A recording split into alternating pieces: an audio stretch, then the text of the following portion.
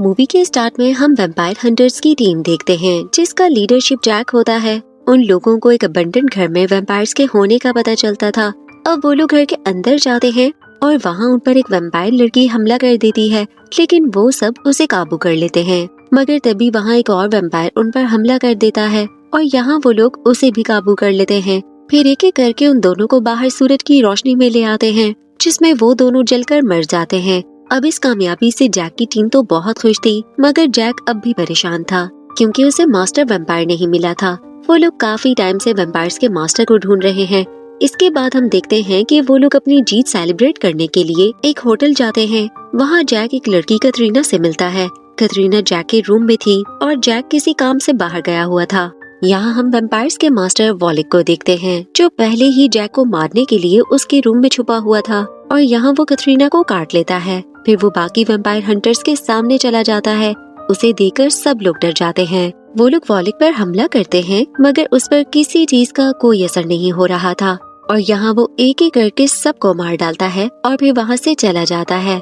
Jack अपनी एक साथी टोनी के साथ वहाँ पहुँचता है तो उसे कतरीना जख्मी हालत में मिलती है। वो लोग समझ जाते हैं कि यहाँ क्या हुआ है। वो दोनों कतरीना को लेकर वहाँ से निकल जाते हैं, मगर सुबह उनकी गाड़ी का एक्सीडेंट हो जाता है। वो तीनों तो बच जाते हैं, मगर गाड़ी खराब हो चुकी थी, तो अब वो लोग रोड पर पैदल ही चलने लगते हैं और एक गैस स्टेशन तक पहुंच जाते हैं और वहां से किसी तरह एक गाड़ी लेकर वो लोग वापस उस होटल में आते हैं। टोनी कतरीना के पास था और जैक होटल के अंदर जाता है क्योंकि उसे शक था कि किसी वैम्पायर के काटने की वजह से वो लोग वैम्पायर्स न बन जाएं। अब यहाँ जैक उन सबके सर काट देता है ताकि वो वैम्पायर्स न बन सकें। इसके बाद वो टोनी से कहता है कि वो कतरीना को लेकर वहाँ से चला जाए क्योंकि कतरीना इन्फेक्टेड हो चुकी है और जब कोई वैम्पायर की वजह से इन्फेक्टेड हो जाता है तो वो उस वैम्पायर से कनेक्ट हो जाता है। तो वो लोग अब कतरीना की मदद से वॉलिक तक पहुँच सकते हैं, या ये भी हो सकता है कि वॉलिक कतरीना को फॉलो करता हुआ उन तक पहुँच जाए। टोनी जैक की बात मान जाता है। इसके बाद जैक चर्च के फादर कार्डिनल एल्बा के पास जाता है। असल में जैक उनके लिए ही काम करता है। वही जैक और उसकी टीम को अलग अलग जगहों पर वैम्पायर्स को मारने का मिशन देता था। यहाँ कार्डिनल एल्बा जैक को वॉलिक के बारे में बताता है कि कई सालों पहले वॉलिक भी एक चर्च का प्रीस्ट था, मगर फिर वो कुछ रूल्स के खिलाफ हो गया तो उस वक्त के लोगों ने उसे मार डाला, मगर वो किसी तरह वैम्पायर बन गया और वॉलिक इस दुनिया का पहला वैम्पायर है। फिर उसने अपनी वैम्पायर आर्मी बना ली। यहाँ कार्डिनल एल्बा जैक को एक नई टीम बनाने का कहता है, मगर इसके लिए जैक को कोई नहीं मिलता, तो फिर वो जैक के साथ एक प्रीस्ट एडम को भेज देता है। दूसरी तरफ होटल में कतरीना को सोए हुए ख्वाब आता है, जिसमें वॉलिक अपनी गाड़ी में एक चर्च के पास जाता है। कतरीना डर कर उठ जाती है। कतरीना सुसाइड करने लगती है क्योंकि वो वैम्पायर नहीं बनना चाहती थी, मगर यहाँ टोनी उसे बचा लेता है और इसमें टोनी जख्मी हो जाता है। यहाँ खून देकर कतरीना उसके जख्म पर काट लेती है क्योंकि अब वो आहिस्ता आहिस्ता वैम्पायर बनने लगी थी। इसके बाद जैक और एडम वहाँ पहुँच जाते हैं। तब तक टोनी ने कतरीना को किसी तरह बेहोश कर दिया था। यहाँ टोनी सच नहीं बताता कि उसे कतरीना ने काटा है। वो यही कहता है कि शीशा लगने से उसे चोट लगी है। अब यहाँ कतरीना को बेहोशी में ही विजन आता है कि वॉलिक ने उस चर्च पर हमला कर दिया है और एक औरत को मारकर प्रीस्ट को अपने साथ ले गया है और उस प्रीस्ट एक मैप पर निशान लगवाता है, फिर उसे भी मार डालता है। कतरीना होश में आकर सबको ये बता देती है, तो जैक और एडम उस चर्च में जाते हैं और उन्हें पता चलता है कि कतरीना ने जो भी देखा था वो सब सच में हुआ था। अब जैक परेशान हो जाता है क्योंकि कतरीना ने जैसा बताया कि वॉलिक ने एक जगह को ढूंढ लिया है, तो यकीनन वहाँ कुछ न कुछ खास जरूर है जिसकी तलाश वॉलिक को है।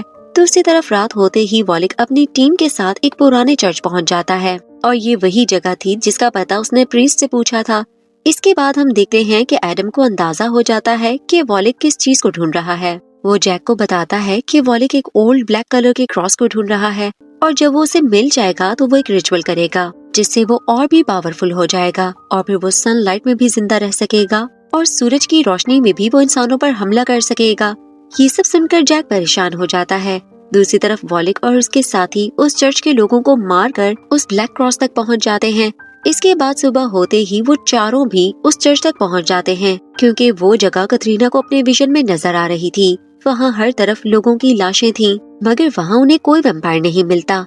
अब फिर कतरीना को पता चलता है कि वैम्पायर कहाँ हैं, तो वो लोग अब उस जगह के लिए निकल जाते हैं और उस जगह पहुंचकर वहाँ वैम्पायर्स को ढूंढने लगते हैं। कतरीना बताती है कि सब वैम्पायर्स उस बंद पड़ी जेल में हैं, तो जैक, टोनी और एडम अंदर जाते हैं।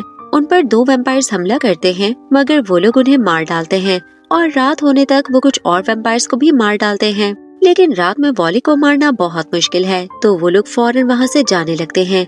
कटरीना की हालत अब काफी खराब होने लगी थी, मगर अब रात हो चुकी थी और वॉलिक अपनी आर्मी के साथ उन पर हमला कर देता है और वहाँ कटरीना एक बार फिर टोनी को काट लेती है और टोनी बेहोश हो जाता है। वहाँ एडम वैम्पायर से डर कर एक शॉप में छुप जाता है क्योंकि उसे लड़ना नहीं आता था और जैक अब अकेला हो गया था और वो लोग उसे पकड़ लेते हैं।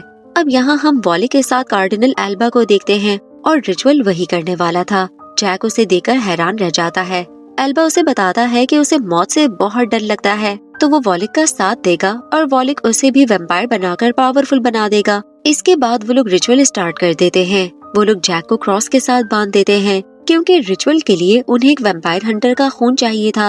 अब एल्बा जैक को जख्मी करके उसका खून निकालकर वॉलिक को देता है, मगर यहाँ इससे पहले कि रिचुअल कंप्लीट होता वहाँ एडम आ जाता है और वो एल्बा को गोली मारकर मार डालता है। अब रिचुअल वॉलिक कंप्लीट करने लगता है और वो जैक को जलाने वाला था, मगर तभी वहाँ टोनी पहुँच जाता है और वो जैक को वहाँ से निकाल लेता है। अब एडम जैक को खोल देता है और यहाँ वो तीनों मिलकर वैम्पायर से लड़ने लगते हैं और वो लोग काफी वैम्पायर्स को मार देते हैं। मगर सुबह होते ही वैम्पायर सूरज की रोशनी से बचकर भागने लगते हैं, लेकिन काफी वैम्पायर्स उसमें भी मर जाते हैं। वॉलिक भी जलने लगता है, तो वो फौरन एक रूम में छुपने जाता है, मगर जैक उस तक पहुंचकर ब्लैक क्रॉस उसकी बॉडी के आर पार कर देता है और साथ ही वो उस रूम की छत को भी तोड़ देता है और सूरज की रोशनी में वॉलिक जलने लगता है और यहाँ वो मर जाता है। तब तक बाकी के वैम्पायर्स भी मर चुके थे।